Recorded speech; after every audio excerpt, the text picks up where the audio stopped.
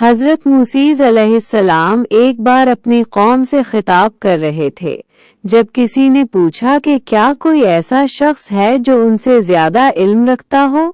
موسیٰ علیہ السلام نے کہا نہیں، کیونکہ وہ سمجھتے تھے کہ پیغمبر سب سے زیادہ عالم ہوتا ہے۔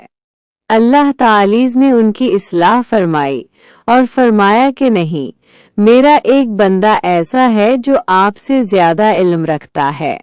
موسیٰ علیہ السلام نے اللہ سے درخواست کی کہ میں اس شخص سے ملنا چاہتا ہوں۔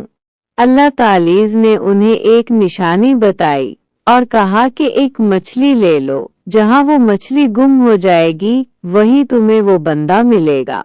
موسیٰ علیہ السلام نے ایسا ہی کیا اور اپنے ساتھی کے ساتھ سفر شروع کر دیا۔ چلتے چلتے وہ ایک چٹان کے پاس پہنچے تو وہاں سو گئے۔ مچھلی کنڈے سے نکل کر دریا میں چلی گئی۔ موسیٰ علیہ السلام کے ساتھی نے یہ دیکھ لیا، لیکن وہ بتانا بھول گئے۔ جب وہ آگے بڑھے تو موسیٰ علیہ السلام نے بھوک محسوس کی اور ناشتہ مانگا۔ تب ساتھی نے بتایا کہ مچھلی تو وہیں چٹان کے پاس گم ہو گئی تھی۔ موسیٰ علیہ السلام نے کہا، یہی تو وہ جگہ تھی جسے ہم تلاش کر رہے تھے۔ وہ واپس لوٹے تو دیکھا کہ ایک شخص چادر اوڑھے لیٹا ہوا ہے۔ وہ حضرت خضر علیہ السلام تھے۔ موسیٰ علیہ السلام نے انہیں سلام کیا تو انہوں نے پوچھا کہ اس سرزمین میں سلام کہاں سے آ گیا؟ موسیٰ علیہ السلام نے اپنا تعارف کرایا اور کہا کہ میں آپ سے وہ علم سیکھنے آیا ہوں جو اللہ نے آپ کو سکھایا ہے۔ خضر علیہ السلام نے کہا، کیا تم میرے ساتھ صبر کر سکو گے؟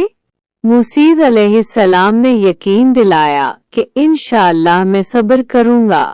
خضر علیہ السلام نے شرط رکھی کہ جب تک میں خود نہ بتاؤں تم کسی بات پر سوال نہیں کرو گے۔ دونوں چل پڑے۔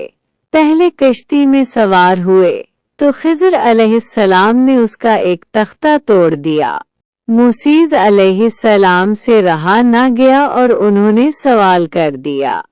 خضر علیہ السلام نے وعدہ یاد دلایا تو موسیٰ علیہ السلام نے معذرت کی۔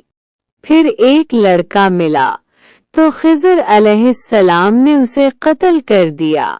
موسیٰ علیہ السلام نے پھر سوال کیا تو خضر علیہ السلام نے کہا کہ میں نے نہیں کہا تھا کہ تم صبر نہیں کر سکو گے۔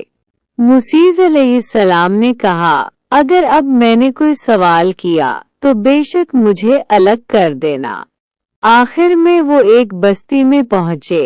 وہاں کسی نے ان کی مہمان نوازی نہیں کی۔ وہاں ایک دیوار گرنے والی تھی تو خضر علیہ السلام نے اسے ٹھیک کر دیا۔ موسیٰ علیہ السلام نے کہا، کیا ہم ان سے مزدوری نہیں لے سکتے؟ خضر علیہ السلام نے کہا، بس یہی وہ مقام ہے جہاں میری اور تمہاری جدائی ہو جائے گی۔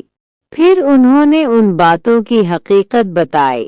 کشتی غریب لوگوں کی تھی جسے ایک ظالم بادشاہ چھیننا چاہتا تھا، اس لیے انہوں نے اسے عیب دار کر دیا۔